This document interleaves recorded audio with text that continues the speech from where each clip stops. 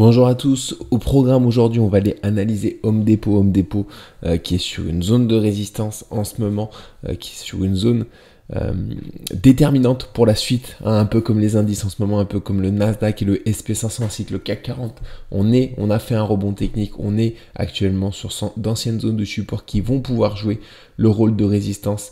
C'est vraiment des zones déterminantes, soit on casse par le haut et on repart sur une jambe haussière, soit on sera repoussé pour partir probablement assez violemment par le bas, parce que dans ces périodes-là, il y a toujours un petit peu de volatilité. Donc si jamais on est repoussé, on peut voir un petit peu de mouvement, en tout cas des mouvements violents vers le bas. C'est pour ça qu'il faut être attentif, il faut suivre ça attentivement, parce que également vers le bas, si on se dirige vers le bas, il y aura de belles zones de support sur beaucoup d'actions. C'est ce qu'on va tenter de voir du coup sur Home Depot. On commence avec le SP500. Le SP500 alors non, on va commencer par Home Depot, pardonnez-moi. On commence par Home Depot que je vais mettre en hebdomadaire et en grand écran. Alors Home Depot qui est sur une tendance très haussière depuis jusqu'à 2021-2022. En 2022, on a pas mal reçu. On a fait des figures de retournement en bas. On a fait ici un double bottom avec une zone de résistance ici, une zone de support ici. On a atteint parfaitement les objectifs, mais ça a été atteint tardivement. On a fait entre-temps une autre figure, un autre double bottom avec une zone de... alors, on peut parler d'un triangle descendant, d'un double bottom avec une zone de résistance soit légèrement descendante, soit horizontale ici, et la zone de support à cet endroit-là. On a rempli les objectifs parfaitement de cette figure ici, de ce double bottom. On a été repoussé depuis, et ici on est en train de du coup faire un rebond technique un peu moins puissant que la chute qu'on a identifiée. On va voir ici qu'on est actuellement sur une zone déterminante. Alors je vais passer direct en journalier, pardonnez-moi. Voilà. Alors en journalier, comme pour rappel, on a fait une petite figure ici après la chute, à une figure de retournement dont on a atteint parfaitement les objectifs, les 375,20. Ensuite, on a corrigé, on est revenu rebondir sur l'ancienne résistance de ce double bottom à cet endroit là. On voit que les 348 ont joué un rôle déterminant ici, vu qu'on est ensuite une fois qu'on est corrigé, on a rebondi dessus. À quoi on peut s'attendre désormais? On voit ici que la zone des 349,40 a été cassée par le bas, hein, donc on peut identifier à cet endroit là une sorte également de double top cette fois-ci, un double top. Si on est, alors là on voit qu'on l'a cassé par le bas sur la séance de mercredi. On revient du coup sur l'ancienne zone de support qui va désormais jouer le rôle de résistance. On va avoir du mal à franchir par le haut. C'est un petit peu comme toutes les actions, comme les indices en ce moment. On est sur des zones de résistance qui vont être déterminantes finalement, parce que elles vont conditionner la suite des événements sur ces prochaines semaines. Alors si on franchit du coup cette zone de résistance par le haut, on partira potentiellement sur une figure de continuation haussière, sur un élargissement descendant avec une zone de résistance ici, une zone de support ici. En revanche, si on est repoussé sur cette zone là, on ira compléter potentiellement les objectifs du coup de cette figure, de ce double top, qui sont au 322,20 et qui correspondent du coup au plus bas récent, en tout cas en journalier, ici au 322,80. Il me semble que les 322,80 également sont une zone vraiment de support hebdomadaire. Donc c'est une zone, cette zone en journalière, ce sera vraiment une zone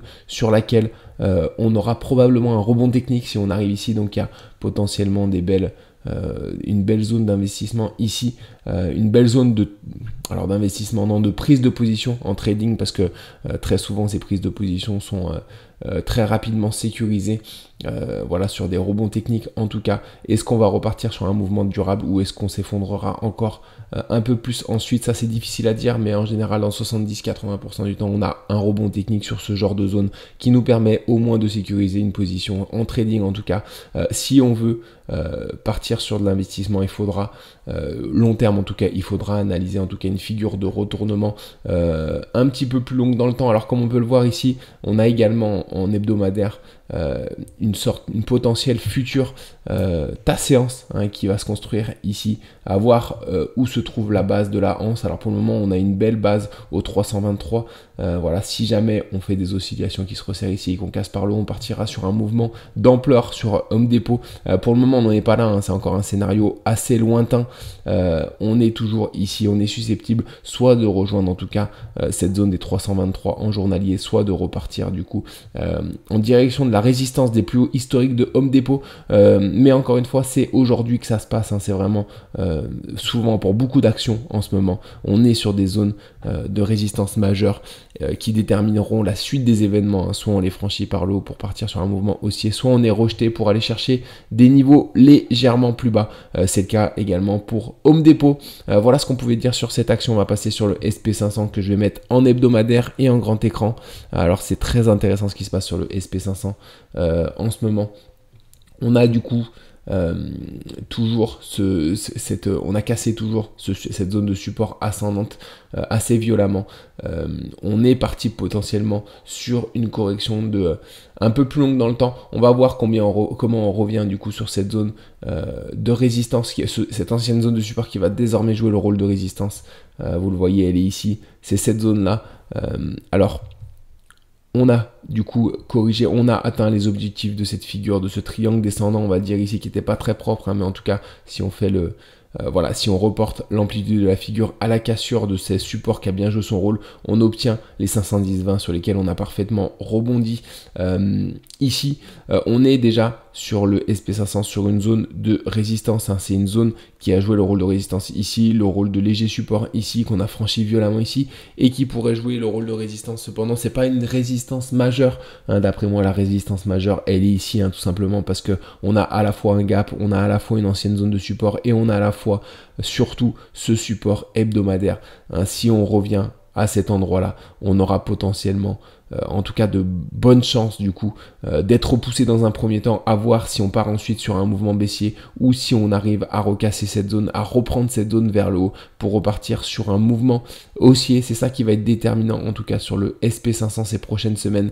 Pour le moment, on est de nouveau sur cette zone de résistance, les 530 qu'on a l'air de tester à plusieurs reprises. Voilà, si jamais en tout cas cette zone cède, on ira sur le niveau supérieur d'après moi au 537,80. C'est ici que les choses sérieuses vont commencer, hein, parce qu'on a vraiment des résistances importantes sur le SP500 qui arrive.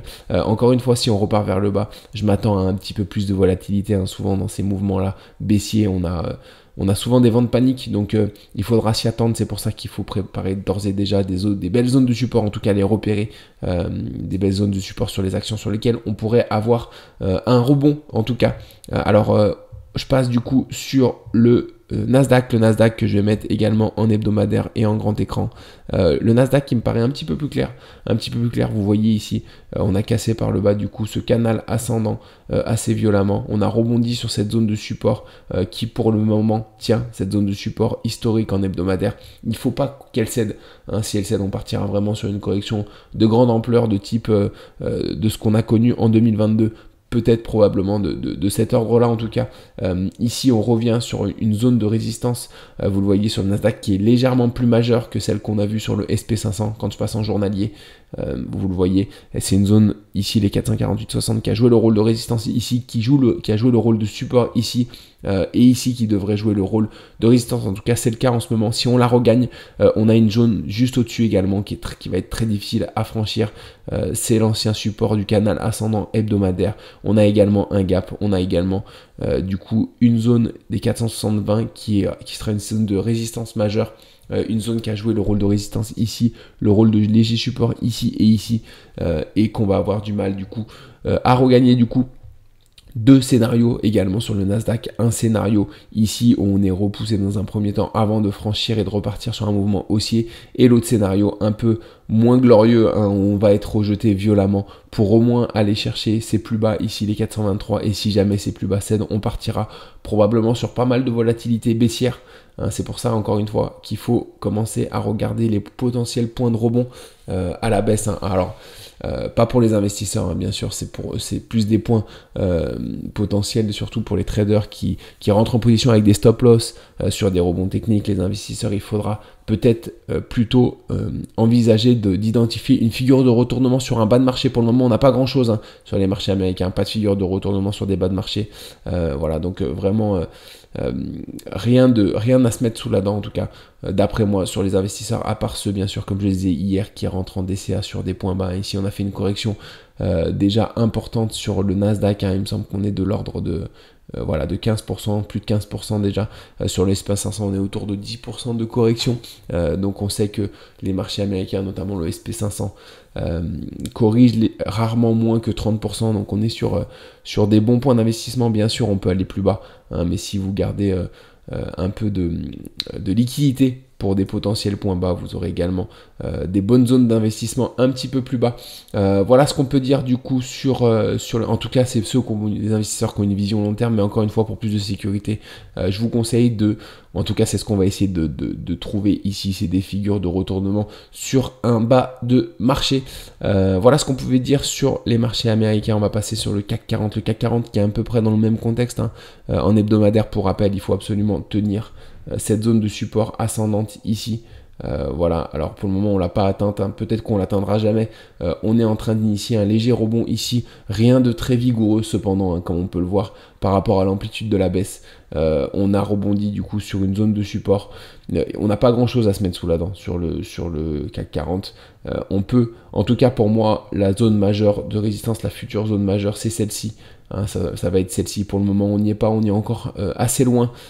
Et le mouvement ici n'est pas forcément violent vers le haut pour le moment, hein. Si on consolide quelques jours ici, on aura de fortes chances d'aller chercher cette zone hebdomadaire de support. Je m'attends à un rebond d'une plus grande amplitude avant potentiellement d'observer une figure de retournement sur le CAC 40, hein. Sinon, si on n'a pas un petit peu d'amplitude sur le CAC 40, voilà, on n'a pas de raison pour le moment de repartir sur un mouvement haussier. En tout cas, cette zone de résistance va être importante ici parce que je pense que c'est cette zone qui va nous permettre d'identifier une future figure de retournement, hein. Si jamais on y va tout de suite, bien sûr, si on casse tout de suite par le bas, là on aura une figure de retournement qui sera peut-être un peu plus profonde.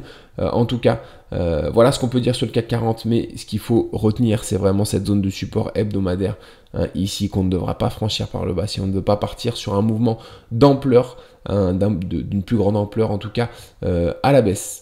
Les maps désormais avec le CAC 40 qui a enregistré voilà, une séance plutôt dans le rouge, hein, hier mitigé mais plutôt dans le rouge. On a Engie qui a fait 1,14%, Alstom 0,5%. Au niveau des contre-perfs, on a fait Rémi Cointreau moins 2% quasiment, L'Oréal moins 1% avec Airbus et Veolia. Voilà, mais peu de forts mouvements, en tout cas la volatilité qui s'est légèrement calmée sur le CAC 40 hier, à voir comment on réagit.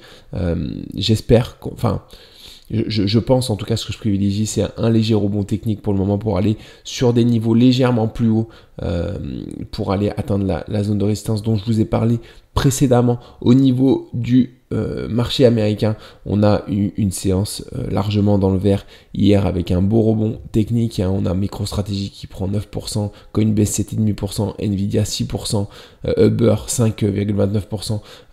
Alors je vois alors je vois Coinbase ici, hein, au niveau des sociétés crypto. On est sur une zone de résistance, comme je disais hier, là on l'a atteint cette nuit, une zone de résistance majeure, hein. Ça va vraiment être une zone déterminante. J'ai vu là qu'on avait légèrement réagi, corrigé sur cette zone là. Ça va être intéressant de voir comment cette zone de résistance va être testée. Si on va la tester à plusieurs reprises, on aura potentiellement du coup une sortie haussière. Si on est repoussé, on partira potentiellement sur un mouvement baissier d'ampleur. Donc on va suivre ça. En tout cas, c'est un moment déterminant en tout cas pour le marché des crypto-monnaies actuellement. Voilà ce qu'on peut dire du coup sur les marchés. Je m'attends aujourd'hui alors peut-être à un léger rebond. On a vu les marchés américains qu'on est sur une zone de résistance, mais qu'on avait une résistance majeure légèrement plus haut, ainsi que sur le CAC 40. Je m'attends à un moment donné à rejoindre plutôt cette résistance majeure, hein, forcément. Encore une fois, si on consolide encore plusieurs jours sur les niveaux actuels, là ça va être du coup on aura potentiellement plutôt une baisse. Ça annoncera plutôt une continuation, enfin potentiellement en tout cas une continuation de baisse plutôt qu'un rebond pour aller rechercher cette résistance. On va suivre ça en tout cas ensemble ces prochains jours. C'est tout pour moi en tout cas aujourd'hui. Et je vous souhaite un bon début de week-end. On se retrouve du coup samedi ou dimanche pour le bilan de la journée du jour. Excellent début de week-end à vous tous. À très vite.